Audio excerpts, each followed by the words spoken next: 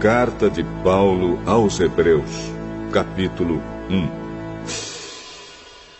Antigamente, por meio dos profetas, Deus falou muitas vezes e de muitas maneiras aos nossos antepassados. Mas nestes últimos tempos, Ele nos falou por meio do seu Filho. Foi Ele quem Deus escolheu para possuir todas as coisas, e foi por meio dele que Deus criou o universo. O Filho brilha com o brilho da glória de Deus e é a perfeita semelhança do próprio Deus. Ele sustenta o universo com a sua palavra poderosa. E depois de ter purificado os seres humanos dos seus pecados, sentou-se no céu, do lado direito de Deus, o Todo-Poderoso. Assim Deus fez com que o Filho fosse superior aos anjos e lhe deu um nome que é superior ao nome deles. Pois Deus nunca disse a nenhum dos seus anjos: "Você é o meu filho, hoje eu me tornei o seu pai." E também não disse a respeito de nenhum anjo: "Eu serei o pai dele, e ele será o meu filho." Porém, quando Deus enviou ao mundo seu primeiro filho, ele disse: "Que todos os anjos de Deus o adorem." A respeito dos anjos, Deus disse: "Deus faz com que os seus anjos se tornem ventos, e os seus servidores chamas de fogo." Mas a respeito do Filho, ele disse: "O teu reino, ó Deus, vai durar para todo sempre. Tu governarás o teu povo com justiça. Tu amas o bem e odeias o mal. Foi por isso que Deus, o teu Deus, te escolheu e te deu a alegria de receber uma honra muito maior do que a dos teus companheiros." E as Escrituras também dizem: "Tu, Senhor, no começo criaste a terra, e com as tuas próprias mãos fizeste os céus. A terra e o céu vão acabar, mas tu viverás para sempre. Eles ficarão velhos como roupa. Tu os dobrarás como se dobra um casaco, e serão trocados como se troca de roupa. Mas tu és sempre o mesmo, e a tua vida não tem fim." Deus nunca disse a nenhum dos seus anjos: "Sente-se do meu lado direito, até que eu ponha os seus inimigos como estrado debaixo dos seus pés." Então, o que são os anjos? Todos eles são espíritos que servem a Deus, os quais ele envia para ajudar os que vão receber a salvação.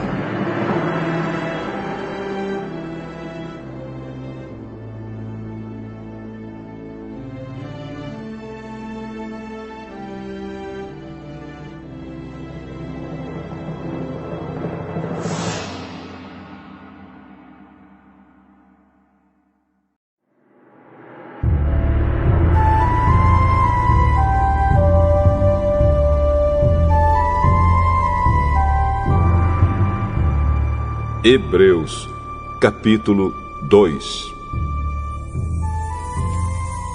Por isso devemos prestar mais atenção nas verdades que temos ouvido, para não nos desviarmos delas. Não há dúvida de que a mensagem que foi dada por meio dos anjos é verdadeira.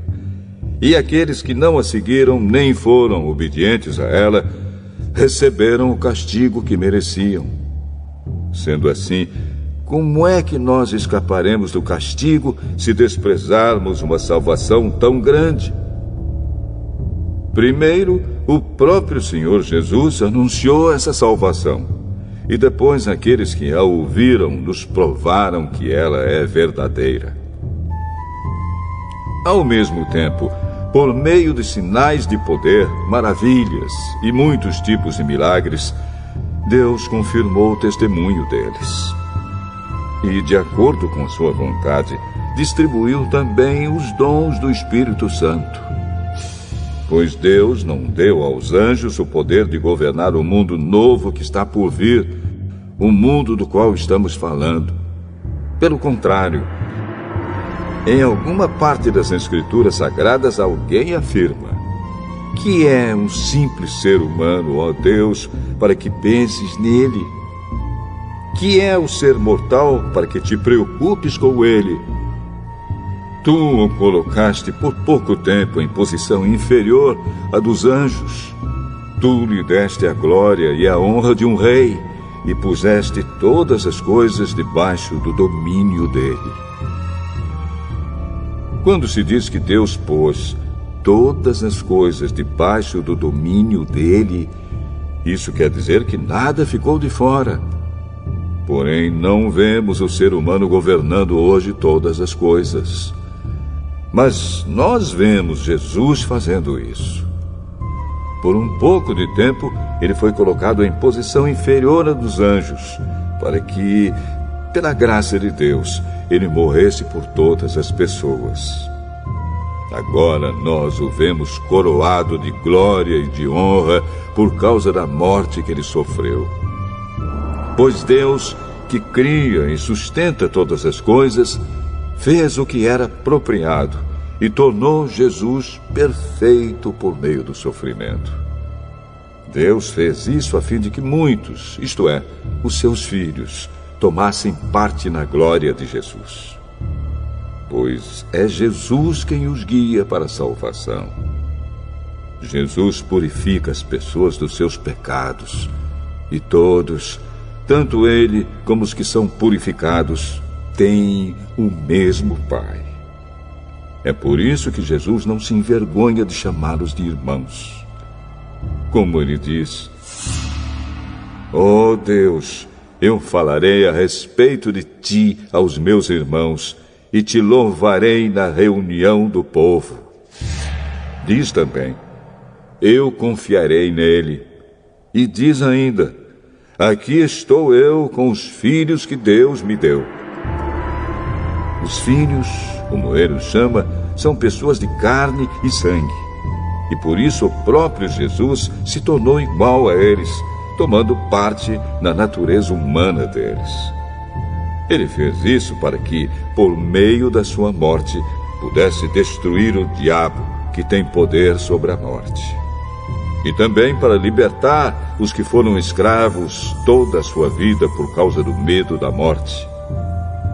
É claro que ele não veio para ajudar os anjos. Em vez disso, como dizem as Escrituras, ele ajuda os descendentes de Abraão. Isso quer dizer que foi preciso que Jesus se tornasse em tudo igual aos seus irmãos, a fim de ser o grande sacerdote deles, bondoso e fiel no seu serviço a Deus, para que os pecados do povo fossem perdoados. E agora Jesus pode ajudar os que são tentados, pois ele mesmo foi tentado e sofreu.